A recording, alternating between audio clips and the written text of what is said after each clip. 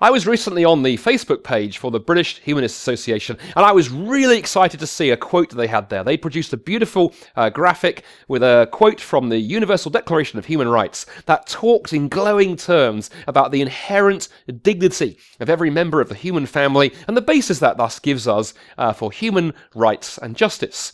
Yeah, I don't really know what it means for dignity to be inherent to anything. Dignity is a value judgment and is therefore contingent upon a judge. This, by the way, means that if human dignity is bestowed upon us by a god or is contingent upon the existence of a god, it is definitely not inherent. And I read it and I thought, fantastic, I completely agree. But on the other hand, I'm puzzled. What's it doing on the Facebook page for a well-known atheist organisation? Why do I say that? Well, the problem is, talking about human dignity, especially inherent dignity of human beings, is basically impossible if you're an atheist. I'm sorry to be that direct. It's impossible for this reason. You see, human rights is based on human dignity and human value. And where does that come from on atheism? To say that anything is inherent to something is to say that it comes from that thing. If dignity is inherent to human life, it comes from human life, not from human judgment and not from a god. You see, if you don't believe in God, if you believe that we are just a random collocation of atoms, to quote the famous atheist philosopher Bertrand Russell, or just the result of a long chain of time plus chance plus natural selection, how is it that we have some kind of special dignity that other animals don't, and on that dignity you can build human rights? You see, for all of its importance, and I think human rights is fantastically important, the question of how we find a basis for human rights is very, very difficult if you don't believe in God. When I say I value the concept of human rights, I mean they are rights I want people to have. I have a bit of a problem with the term human rights because I really want all persons to have these rights. And personhood and being human are not the same thing. If we discover self-aware aliens or create self-aware machines who care about their own well-being, I would want them to have these same rights. Andy likes to harp on about having a basis for these rights, but I don't see why I need a basis. Even if I don't have a basis, I will still want these rights to be respected. Whether some objective basis exists is totally irrelevant to me. You could think about it this way. Let's imagine we could draw a circle, and in that circle is the DNA of every living thing on planet Earth. Lettuces and aardvarks and elephants and antelopes and estate agents, and everything is in there. And if you believe in human rights and you're an atheist, what you're doing is you're coming along and you're drawing a smaller circle inside the big circle and saying if you live in that small circle, if you have human DNA, you have rights and dignity that the rest of the animal kingdom doesn't. Which is why I don't think they should be called human rights. Granting rights on the basis of DNA without regard to whether the holder of that DNA is a self-aware entity who values their well-being is not something I have any interest in doing. DNA is not what I value. Personhood is what I value. But now there's a problem.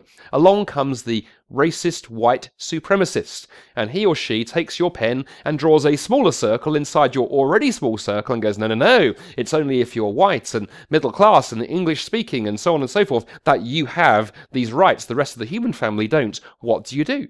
Because we want to write them off as a racist and a genocidal maniac. But on the other hand, you're hoping that you might qualify for a Nobel Human Rights Award. How does that work? Because you've both drawn circles. He's merely drawn his circle smaller than yours, but both are arbitrary circles. We have different values. I don't think that values ultimately are matters of fact. Arguments about morality can't go anywhere without some shared value upon which common goals can be predicated. Anyone who believes that an entire ethnic group ought to be exterminated or subjugated is unlikely to share any value with me upon which I can convince that person to adopt my goals, nor upon which that person can convince me to adopt their goals. Andy thinks that the existence of a god solves this problem, but that would only be the case if we both valued the dictates of that god. And you run into this crashing problem if you're an atheist. How do you talk meaningfully about rights and justice and these kind of things when you have no basis for that at all?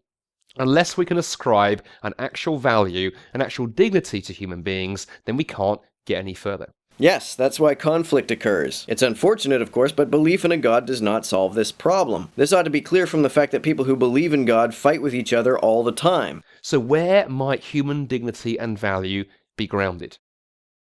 It's interesting to think about value for a moment. Economists will tell you that value is not inherent, but is conferred by what somebody is prepared to pay.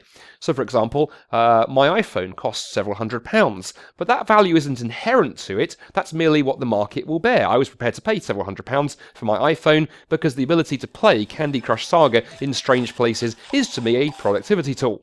Divine. But if I was to take my iPhone to a desert island with no Wi-Fi, no power, no cell phone signal, what would somebody pay me for it? The answer is probably nothing, because it would have no use. It might be a nice chopping board for shellfish, but nothing else. It would have no value. Value is conferred by what somebody is prepared to pay. Now, think about human value.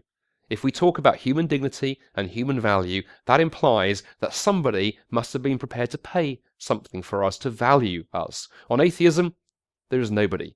There are human beings. Whether there is or is not a God, whether humans value humans, is all that really matters in any practical sense. A world in which there is a God who values humans, but in which humans don't value each other, is in no way distinguishable from such a world that does not have a loving God. God-given rights are of absolutely no force or effect without human recognition. Even if they do exist, their existence is irrelevant. A world in which humans bestow rights upon one another is no worse off if there is no God. If a God exists, the recognition of our rights is on no surer footing. Sure, many people are motivated to protect our rights by their belief in a God, but there are lots of people who also believe in a God who are just as motivated to take those rights away. Also, you said that you completely agree with the humanists that dignity is inherent, but dignity is a value judgment, and you're now saying that value has to be conferred. Which is it?